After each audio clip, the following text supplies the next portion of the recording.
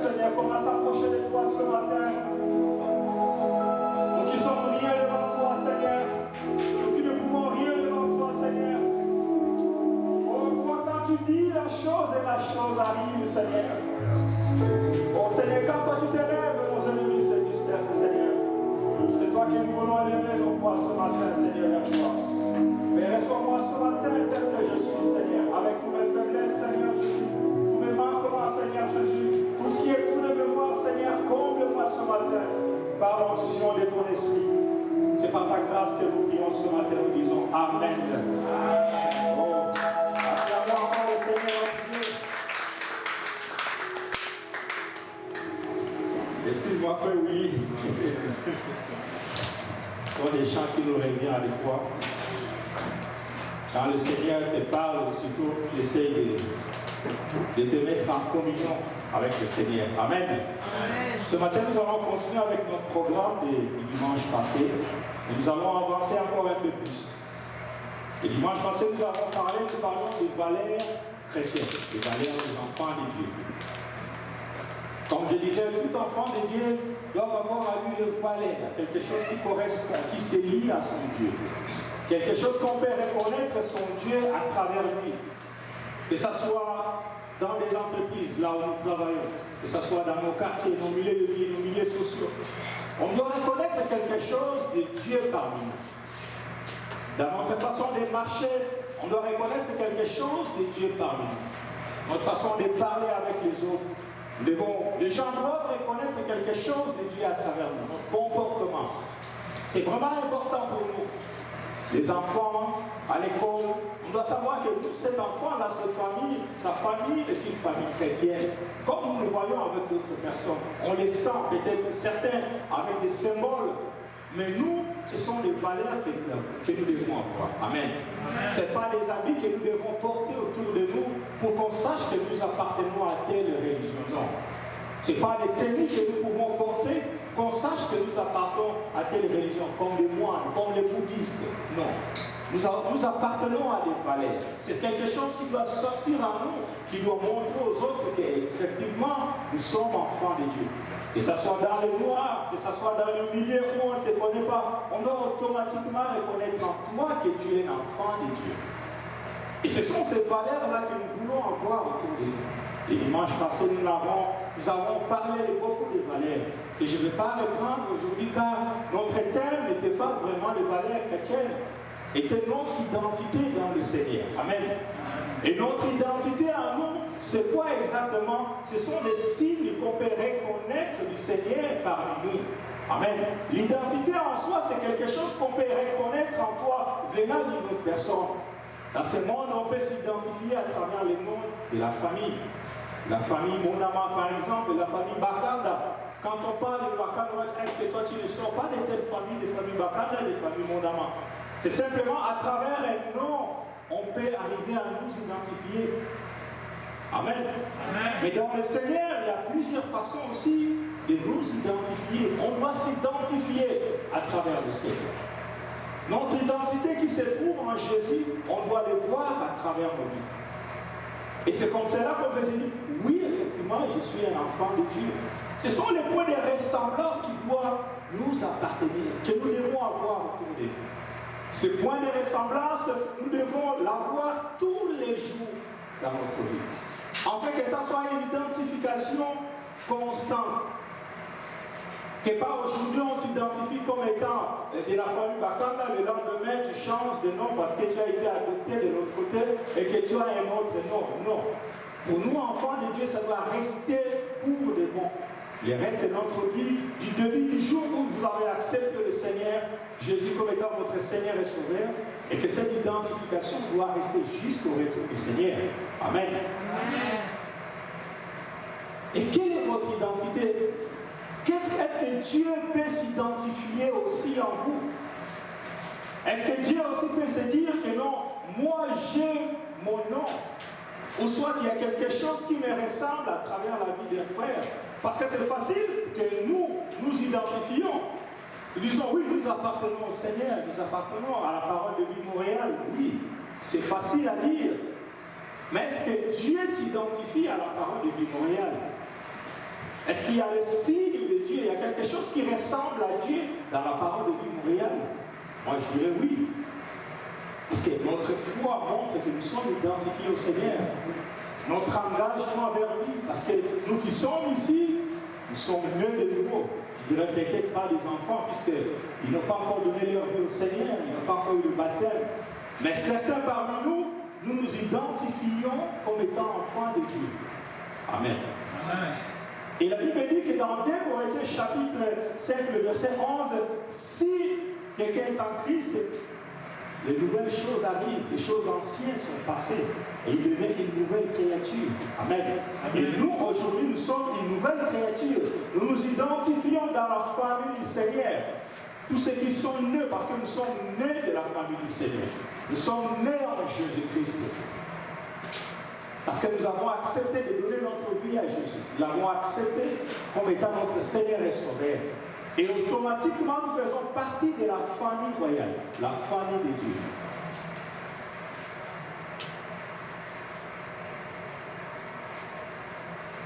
Et si je vous posais la question, quelle est votre identité aujourd'hui? Oui, vous allez dire, oui, je suis enfant de Dieu. Est-ce que vous pouvez donner les signes qui vous identifient au Seigneur? Oui, il y en a beaucoup. Et ce sont ces signes-là que nous allons voir aujourd'hui. Parce que j'aimerais que nous puissions nous affermir au Seigneur, nous affirmer au Seigneur. Qu'effectivement, tant que nous avons l'assurance et qu'on s'affirme dans le Seigneur, ça nous donne une position de force. Amen. Ça donne à chacun de nous une position face aux faiblesses de ce monde. La fois dernière, nous avons dit que le Seigneur a dit qu'il nous a laissés dans le monde. Et lui, il avait vaincu le monde. Nous aussi, nous devons avoir une position de force afin de vaincre ce monde.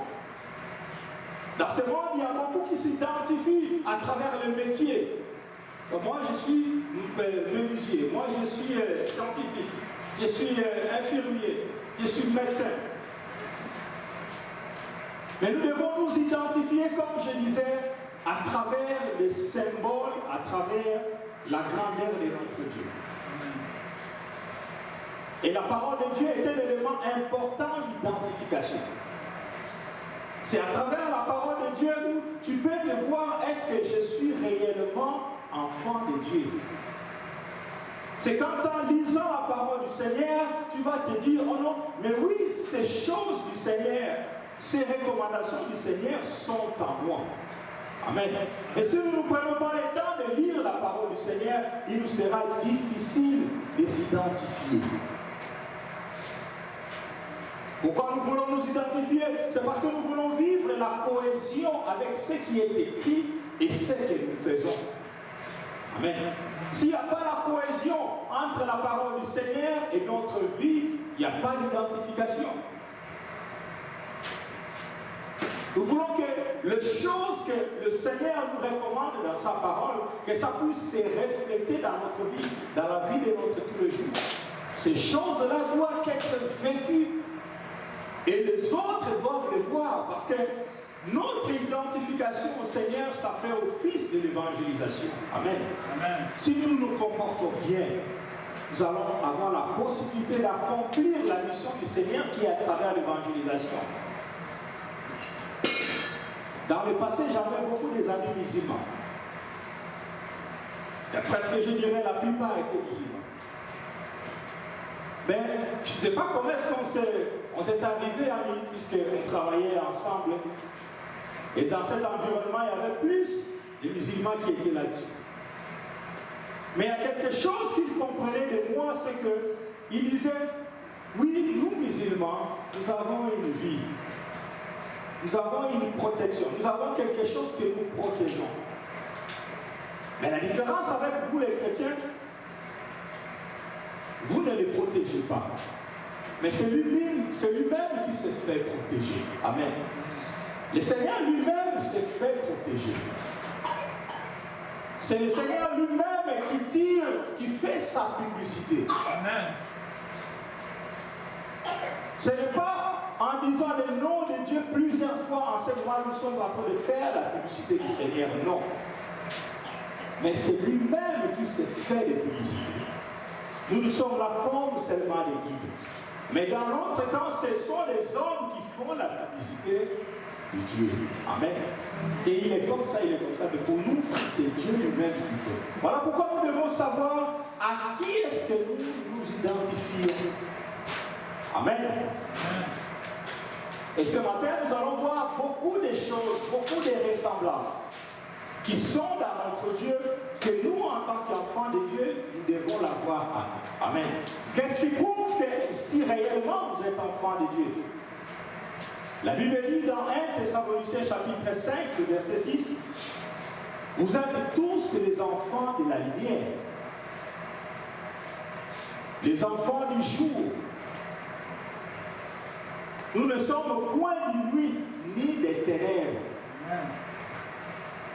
Nous dormons donc au point contre les autres, mais en veillant, nous soyons sauvés. Amen. Amen. La Bible ici nous identifie. Le Seigneur veut nous identifier par rapport à des catégories de personnes. Il dit bien que vous êtes les enfants de la lumière. C'est-à-dire qu'il y a d'autres enfants qui sont les enfants des ténèbres. Amen. Nous qui avons accepté le Seigneur, nous vivons comme étant les enfants de la lumière. Cela veut dire que dans ce monde, il y a des enfants des ténèbres et les enfants du jour. J'aimerais que ce matin, que tu puisses t'identifier comme un enfant de la lumière. Et un enfant de la lumière, c'est celui qui vit hors du péché, hors de la rébellion. Amen. Si tu veux t'identifier comme le Seigneur est lumière, et que tu veux aussi vivre comme le Seigneur en t'identifiant comme le Fils de la lumière, comme l'enfant de la lumière, tu dois savoir éviter la vie du péché en toi. Amen. La vie de la rébellion, ce n'est pas quelque chose que le Seigneur désire parmi nous. Et ce sont ces choses-là que nous devons bannir dans notre vie, la vie du péché. Nous devons encore nous identifier par la grâce du Seigneur. La Bible dit dans 1 Corinthiens chapitre 15, le verset 10, que par la grâce de Dieu que je suis, c'est ce que je suis. Amen. Je suis ce que je suis par la grâce du Seigneur. Mon frère, j'aimerais que tu t'identifies en toi ce que tu es. Ce n'est pas parce que ta famille a fait des choses pour que tu sois ce que tu es. Mais non, je suis ce que je suis par la grâce du Seigneur.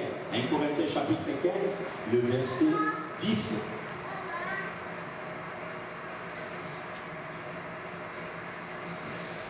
Et cette grâce permet à ce que la miséricorde de Dieu puisse s'étaler dans notre vie. Nous qui vivons autrefois dans le péché, nous qui vivons autrefois selon les principes de ce monde, les recommandations de ce monde, mais un jour nous avons accepté le Seigneur et la miséricorde du Seigneur est descendue sur nous. Son pardon, ses capacités d'accomplir sa volonté dans notre vie. Tant que la miséricorde de Dieu ne descend pas en toi, Dieu ne va pas faire les grandes choses en toi. Parce que tu feras de toi-même un obstacle. Amen.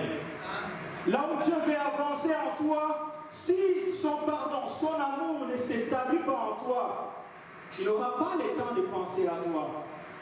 Mais d'abord, la miséricorde. La vie de miséricorde, il faut que ça descende en toi. Et cette vie va t'aider pour que Dieu puisse accomplir sa volonté à travers toi. Et il s'est fait, ça se passe souvent à travers l'œuvre du Saint-Esprit. C'est le Saint-Esprit de Dieu qui accomplit cette grâce, cette miséricorde à nous. Regarde, Seigneur, nous devons penser à cela.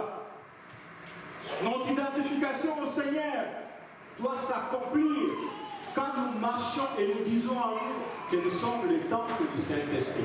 Amen. Amen. Nous sommes le corps du Christ. C'est comme cela que nous pouvons nous identifier à la parole du Seigneur.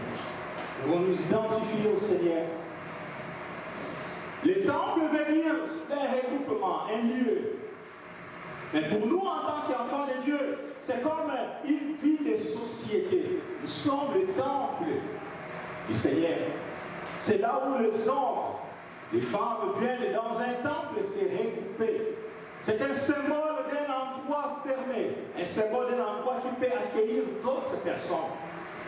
En fait, d'adorer le Seigneur. Tu dois te reconnaître à toi que ma vie est un endroit où je peux accueillir d'autres personnes qui viendront vivre dans la joie. Amen. Amen. Et nous sommes les temples du Saint-Esprit. Et le Saint-Esprit de Dieu vient siéger dans notre vie. Nous devons enlever à nous toute forme d'immoralité. En fait, que les gens viennent accéder parmi nous. Si dans ces lieux, vous rentrez un matin, un dimanche matin, que vous trouvez l'endroit n'est pas balayé, là, non, nous n'allons pas rentrer parce que c'est trop sale. Il faut d'abord qu'on aménage. C'est comme notre vie. Si nous disons que nous sommes les temples du Saint-Esprit, cela ne se passe pas seulement spirituel, ça se passe aussi physique. Il faut que les gens le voient. Que vous soyez accueillants autour de vous. Que vous ayez de l'espace autour de vous pour les autres. Mais si vous n'avez pas ces choses, il sera difficile pour que ça soit réellement le temple, là où le Saint-Esprit de Dieu viendra habiter. Amen. Amen. Nous devons faire de notre vie un temple du Saint-Esprit. Vivre dans l'accueil, dans la joie envers les autres. Que les autres soient bien acceptés dans nos milieux. C'est quelque chose d'important. Nous sommes les temples du Saint-Esprit. Et le temple du Saint-Esprit dit, c'est là où le Saint-Esprit habite, c'est là où la grâce de Dieu abonde et surabonde. Amen. Amen. Je voudrais que tu sois en toi un endroit où une personne, quand les hommes vont venir auprès de toi, ils seront bénis. Amen. Amen. Ils seront bénis. Bénis à travers les conseils, bénis à travers toute forme de bénédiction. Ils doivent les trouver en toi. Quand ils viennent en toi, ils seront ravis. Quand ils retourneront, j'ai été chez telle personne, j'ai été béni. Sa manière de marcher, sa manière de parler, sa manière de réfléchir. C'est ce que nous devons ressembler à notre Dieu. Voilà pourquoi un matin, quand nous quittons nos maisons, nous venons à l'église, nous sommes toujours dans la joie. Je n'ai jamais vu quelqu'un sortir de l'église fâché, non. Même si tu es venu avec la colère, quand tu rentres dans la maison de Dieu, tu sors, c'est toujours joyeux. Parce qu'on vient sur la croix du Seigneur, déposer tous nos fardeaux. Et nous devons être comme ça. Le temple du Seigneur doit représenter ses compétences en nous. Une vie d'accueil, de joie et de bénédiction pour les autres. Amen. Et l'enfant de Dieu qui s'identifie en Dieu doit vivre la vie de la réconciliation. Amen. Amen. C'est que telle personne m'a fait du mal, tel autre m'a fait du mal, mais je vais me réconcilier. Comme le Père s'est réconcilié avec nous. Il s'est réconcilié avec nous. Il n'a pas gardé sa position. Il n'a pas voulu rester. De la façon dont il avait créé l'homme, l'homme a fait quelque chose de mauvais, donc je vais rester là, croiser les bras. Il faut que j'enlève cette barrière-là qui m'empêche de l'homme, de venir au secours de l'homme. Il faut que j'enlève cela. Si c'était une barrière, si c'était une porte, il faut que je l'ouvre. Et la Bible dit qu'il a envoyé son fils. Son fils est venu ouvrir cette porte, enlever cette barrière qui était entre nous et le Père. Et nous avons repris notre union avec le Père, notre bonne collaboration avec le Père. Et c'est de cette façon que nous, en tant qu'enfants de Dieu, nous devons nous identifier au Seigneur. Dire à toi, oh, je suis réconcilié avec le Père. Nous sommes les enfants réconciliés. Amen. Amen. Tu dois t'identifier comme étant un fils réconcilié avec le Père. On peut le lire dans 2 Corinthiens chapitre 5, le verset 19. Nous devons nous réconcilier avec le Père, remettre notre façon. La Bible dit que Dieu nous créa à son image et à sa ressemblance. Dieu voulait que nous puissions les ressembler. Amen. Amen. Mais à un certain moment, nous avons désobéi au Père. À ce moment-là, on se ressemble plus au Père. Mais à travers l'œuvre de Christ sur la croix, nous avons eu l'accès au lieu très saint. Là où ça s'est passé par les sacrifices, mais Dieu nous l'a donné différemment maintenant. Juste en acceptant le Seigneur Jésus comme étant notre Seigneur et Sauveur, nous accédons à toute sa bonté, sa divinité.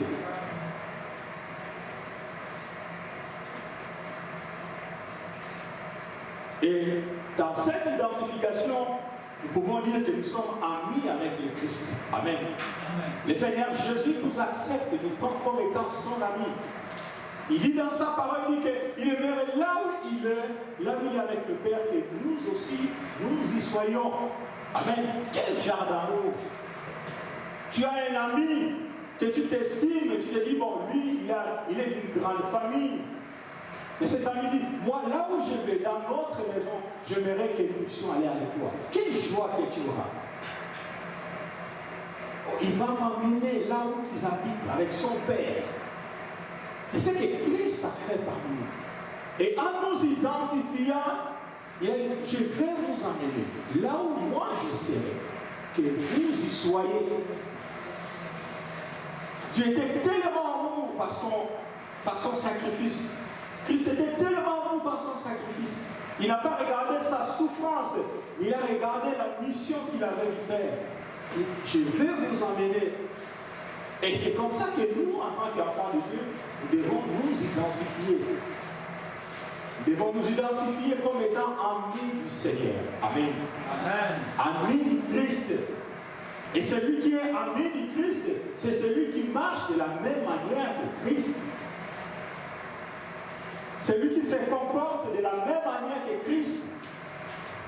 Quand on était jeune, on suivait un film qu'on appelait Un prince à New York. Et dans le film, il est arrivé à un certain moment, le vrai prince, l'ami du vrai prince, portait les habits du prince. Et il partait faire ses coups fourrés, ces choses. On y se disait comme étant prince. Et pourquoi? C'est parce qu'il avait vécu avec le prince, il connaissait les habitudes du prince, comment le prince parlait, et c'était pour lui facile. Et quand il allait dans un autre endroit, il pouvait s'improviser comme étant prince, et les gens le croyaient. Et quand vous suivez le film, à la fin, vous allez comprendre qu'un jour, le vrai prince l'a surpris. Et pourquoi il le faisait? Tout simplement parce qu'il a vécu avec le prince. Si nous arrivons à vivre avec Christ dans notre vie, il sera difficile. Les gens vont voir Jésus à travers nous. Amen. Amen. Et c'est comme cela que nous allons nous identifier à Jésus. On dit, oh, merci Seigneur. Quand tu viens, rentre dans une maison, on dit, oh, gloire à Dieu. C'est-à-dire, on voit Jésus à travers toi. La personne n'attend pas que tu rentres, tu commences à invoquer un autre Dieu, mais dit, oh, ta présence m'a sauvé, ta présence m'a donné le réconfort. J'étais triste, mais comme je t'ai vu venir, oh, je suis dans la joie. Mais cette joie-là, d'où il les tire? Il les tire parce qu'il voit Christ qui donne la joie en toi. Amen. Amen. C'est ce que nous cherchons. Frère, dans le Seigneur, la vie chrétienne n'est pas une vie philosophique, non. C'est une vie pratique. On doit vivre tous les jours dans notre vie. Jusqu'à ce que nous allons quitter ce monde, jusqu'au retour du Seigneur, nous devons vivre et pratiquer cette vie.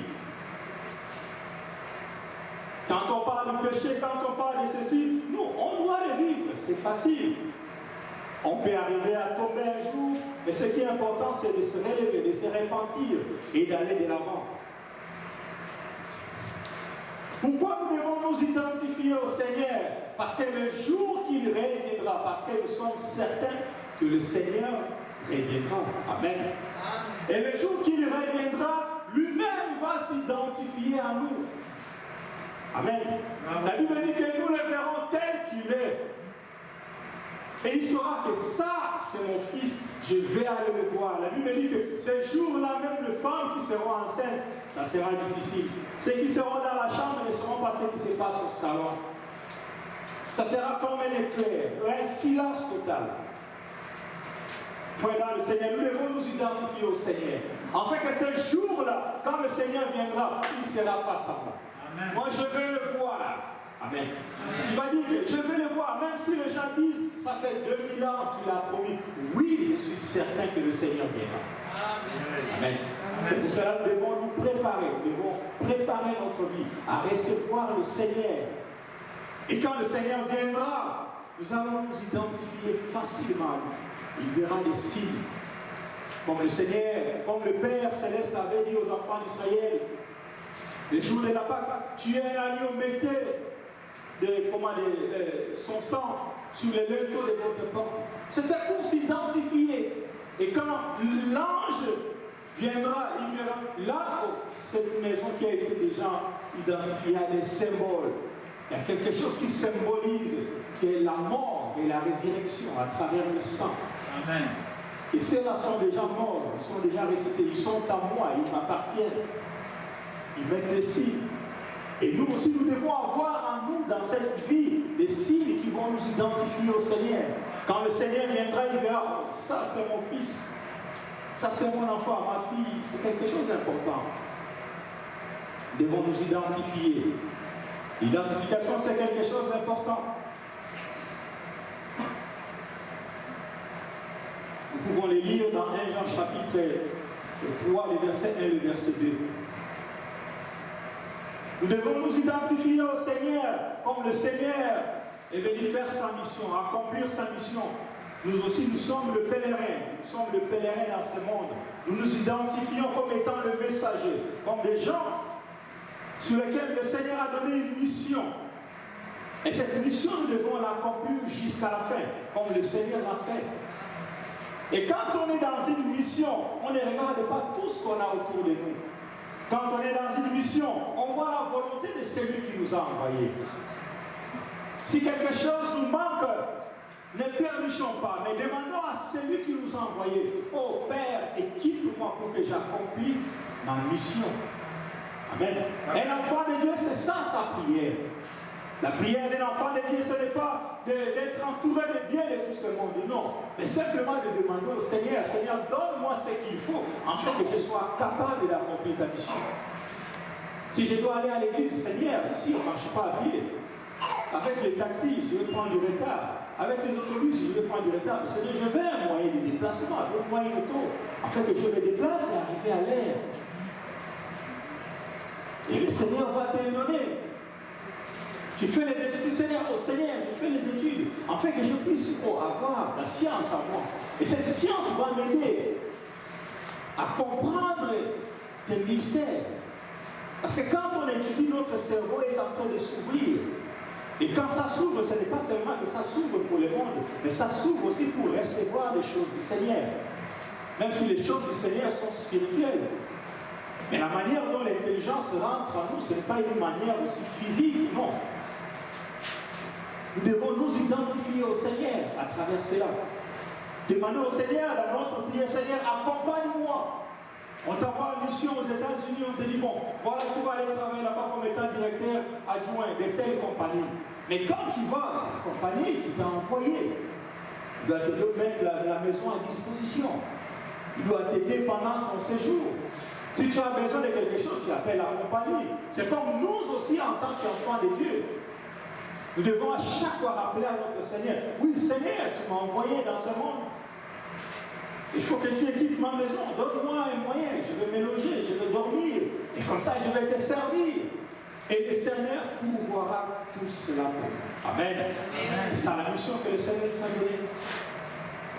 Nous sommes des pèlerins, nous travaillons, nous avons une mission. On peut chercher à amasser tout ce que nous pouvons marcher sur notre parcours, mais cela pourrait être encombrant pour nous. Tu demandes de faire un voyage, tu te fais encombrer plein de bagages, tu vas les déposer où? Prends le nécessaire. Le Seigneur, Seigneur, donne-moi le nécessaire, pas beaucoup. Ne me donne pas aussi, pas juste un peu, mais donne-moi ce qui me convient, afin que j'accomplisse ta mission tranquillement. Amen.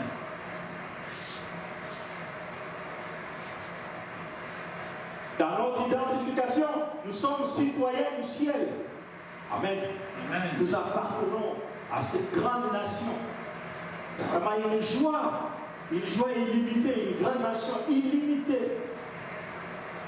Je peux te retrouver dans une conférence, dans une réunion, avec les chrétiens venant du sud, venant du nord, venant de l'ouest.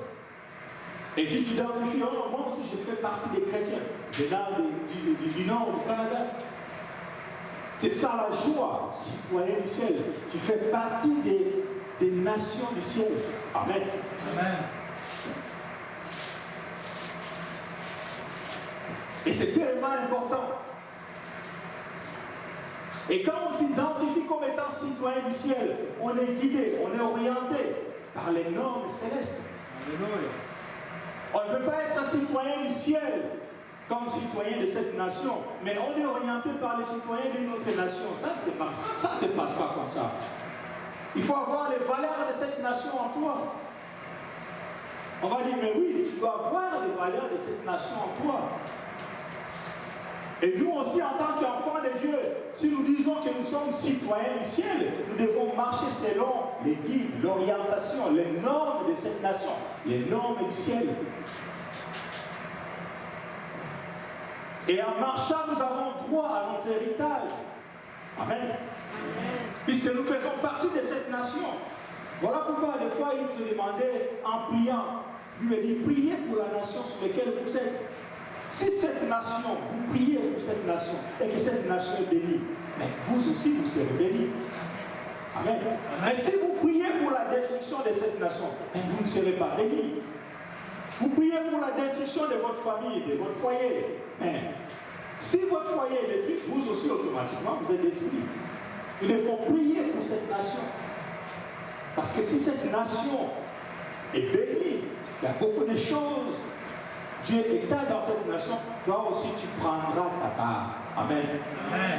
Il est très important que nous puissions nous identifier comme citoyens du ciel. Et cela ne suffit pas seulement qu'on soit identifié comme citoyen du ciel, mais vivre selon les normes du ciel. La vie chrétienne, la parole du Seigneur, les moments d'étude, l'étude biblique, nous devons la vivre et en nous. Et en ce moment-là, nous aurons droit à l'héritage. Philippiens chapitre 3, le verset 20. Nous allons sauter la lecture pour gagner un peu plus de temps.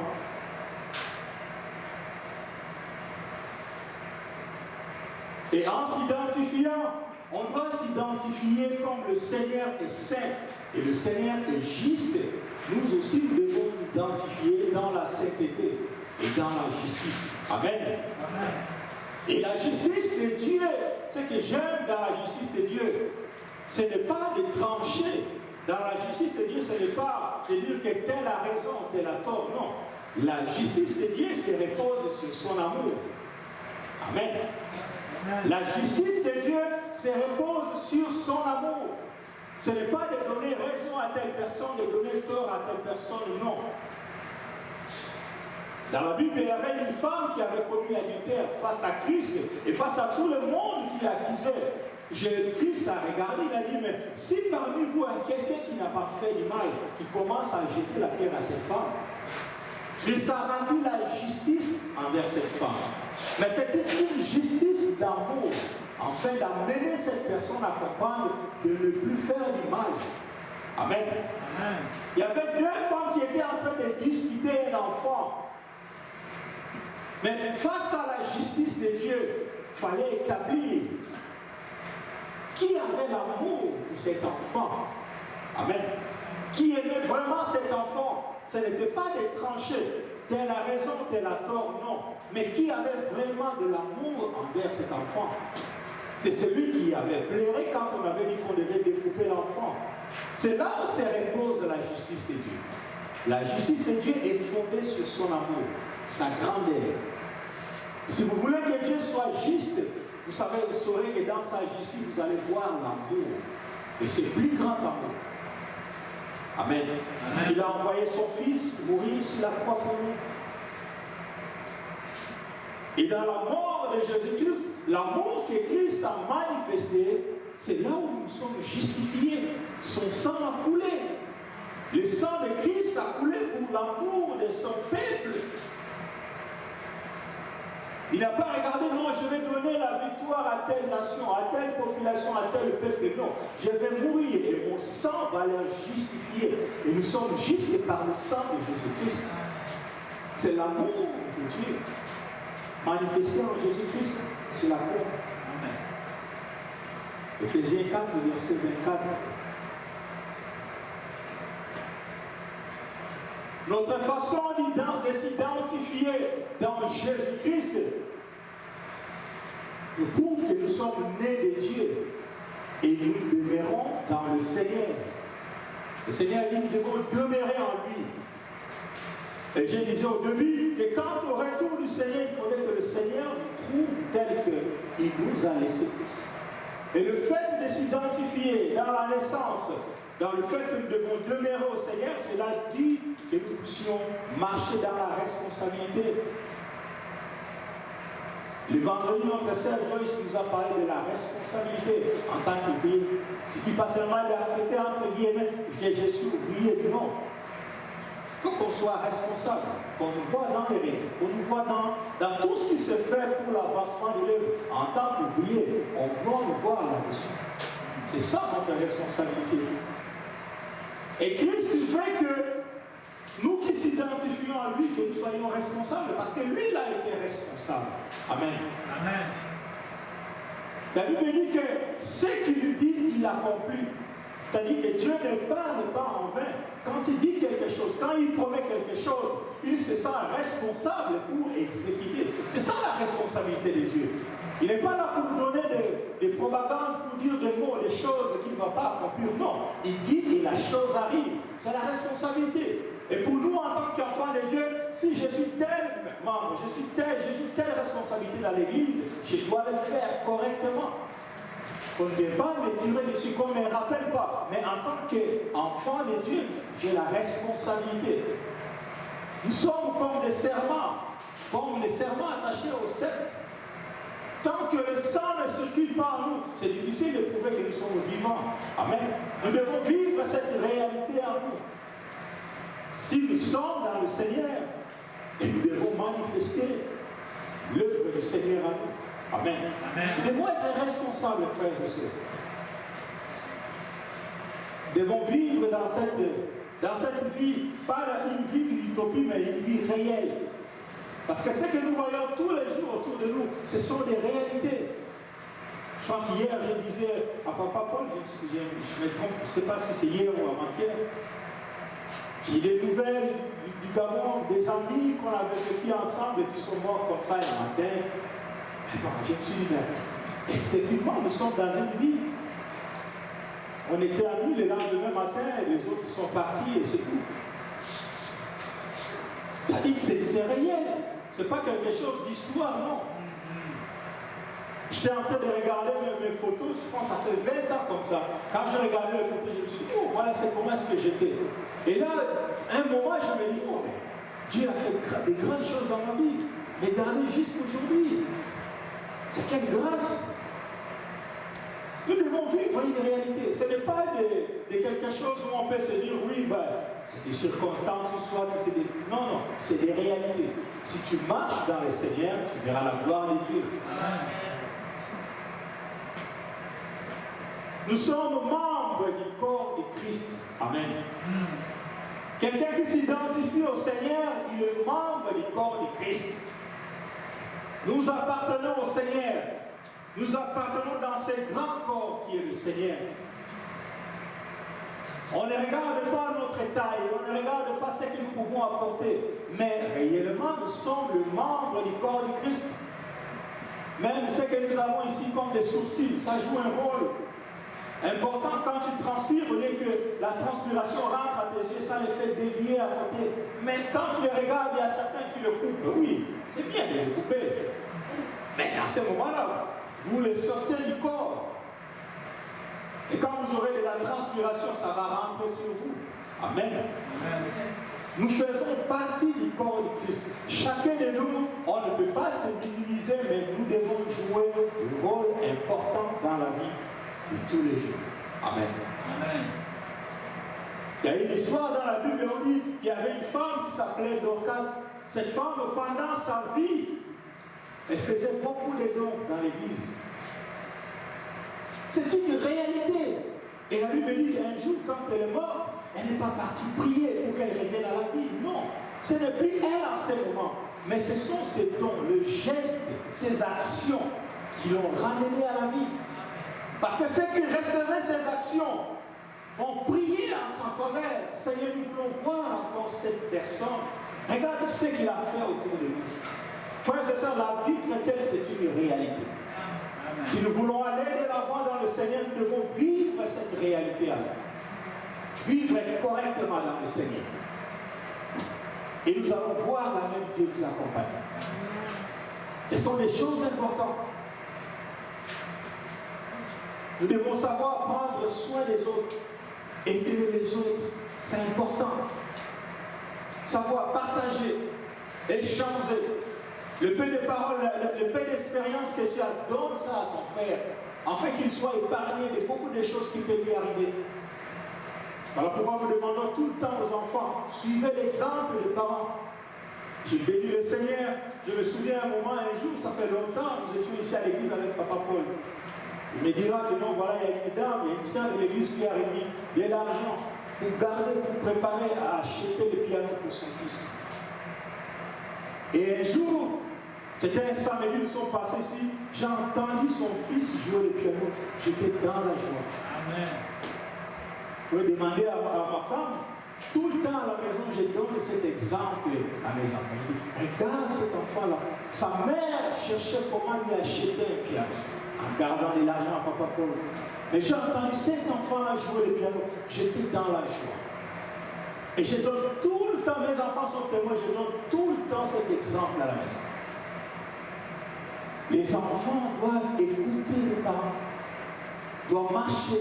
Si vous voulez avoir beaucoup de dons de parents, écoutez, demandez, c'est très bien. Mais exécutez aussi ce que le parent vous donne comme recommandation. Amen. Amen. C'est tellement important de l'obéissance. Nous avons un héritage auprès du Père. Tous ceux qui s'identifient comme étant enfants de Dieu, nous devons aussi nous identifier dans l'héritage du Père. Le Père ne nous a pas laissés orphelins. La Bible dit que l'or et l'argent lui appartiennent. C'est-à-dire, quand toi tu t'identifies comme étant enfant de Dieu, tu t'identifies aussi dans la richesse de ton Père. Amen. Amen. Quand notre Père a des moyens, moi aussi je m'identifie comme étant le fils de celui qui a des moyens. Je ne peux pas m'identifier comme étant quelqu'un qui vit dans la pauvreté. Notre Seigneur est à l'abondance. Il a un héritage qu'il a réservé pour nous. Amen. Je vais dire au Seigneur, Seigneur, où est mon héritage? Qu'est-ce que tu m'as laissé? Nous devons nous identifier à cet héritage-là, parce que cela nous appartient. Le Seigneur a réservé beaucoup de choses pour nous. Et nous devons chercher à la voir. Amen. Amen. Ne le perdons pas, frères et sœurs. Ne perdons pas ce que le Seigneur a réservé pour nous. Une vie éternelle. Sans problème, sans paludisme, sans corona, sans toutes ces souffrances et ce monde. C'est ça, c'est ce que nous avons. Une vie de joie. Il n'y aura que de la louange, de l'adoration. Ce n'est pas une vie de tourment. C'est ce que nous voulons nous identifier. Nous voulons nous identifier par rapport à cet héritage du Seigneur qui nous a légué. Il faudrait que nous puissions obtenir cet héritage-là. Nous allons avancer et terminer. Nous pouvons aussi nous identifier comme étant élus de Dieu, bien-aimés de Dieu, choisis, mis à part pour le Seigneur. Frères et sœurs, tu dois t'identifier comme quelqu'un que le Seigneur a sorti d'une société pour le mettre quelque part. Amen. Et quand les choses mauvaises arrivent, les épidémies, tu te dis, Seigneur, moi je ne suis pas de ceux-là. Tu m'as sorti de ce monde. Quand il y a des mauvais comportements, des choses qu'il faut agir autrement, tu dis Seigneur, moi je ne suis plus de ces choses-là. Moi je ne peux plus faire ce genre de choses. Je suis déjà sorti de cela. Et c'est comme ça que nous devons nous identifier. Des élus de Dieu, des bien-aimés. Dans Colossiens chapitre 3, le verset 12, vous allez lire les textes. Nous pouvons aussi nous identifier comme étant l'ouvrage de Dieu, l'édifice de Dieu, quelque chose que Dieu a construit. Amen. Amen. Nous sommes un ouvrage de Dieu, la bâtisse de Dieu, l'immeuble de Dieu, qui doit abriter beaucoup de monde. Et nous devons aussi nous identifier à sa gloire. Amen. Amen. Les gens doivent voir la gloire du Seigneur parmi nous.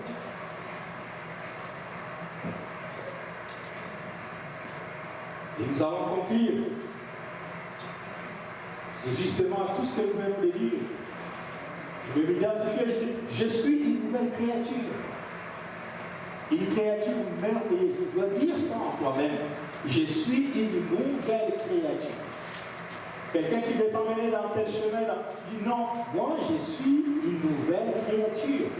Amen. Amen. Il veut t'humilier, tu dis non, une créature si merveilleuse. Il veut t'amener encore, non, créé à l'image de Dieu. Je suis le temple du Seigneur. La maison où habite Dieu, c'est moi. Je suis son fils, sa fille. Également, le membre de sa famille tout entière. Famille royale. Et je suis saint. Je suis justifié. Je suis l'héritier. Je suis l'héritière du trône de Dieu. Co-héritier avec le Seigneur. Amen. Tout ce que le Père a est en moi. C'est comme ça que nous pouvons nous identifier. Amen. Et c'est comme cela que nous voulons vivre. Et toutes sortes de bénédictions spirituelles qui est en Christ nous appartiennent. Amen. Amen. Voilà, le Seigneur, c'était ça la pensée de ce matin. L'identification. J'aimerais que ça soit une vie pour chacun de nous. Et nous puissions vivre cette identification.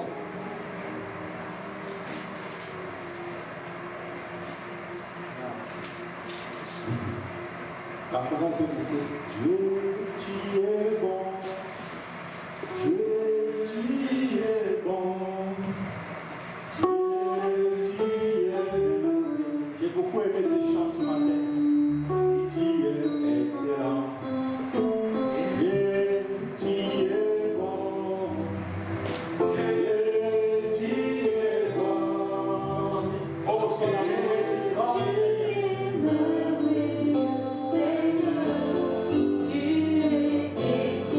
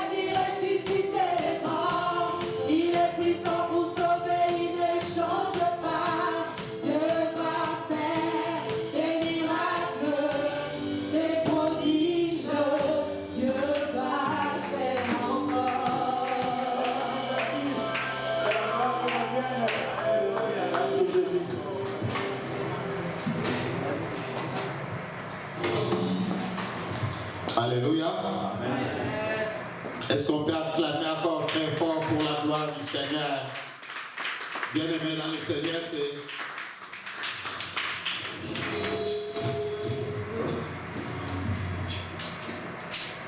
Baissez le volume, s'il vous plaît. Merci. Bien-aimés dans le Seigneur, c'est un message très puissant. Vous savez, quand Papa Pierre était en train de prêcher, je voyais beaucoup de choses passer dans ma tête et je me suis dit que comment me taire sans rien dire par rapport à cela. Il a parlé de son identité, notre identité comme enfant de Dieu. Et il a illustré cela, que tous nous portons un nom, le nom que nous portons vient soit de nos familles. Il a donné un exemple qu'on parle aujourd'hui.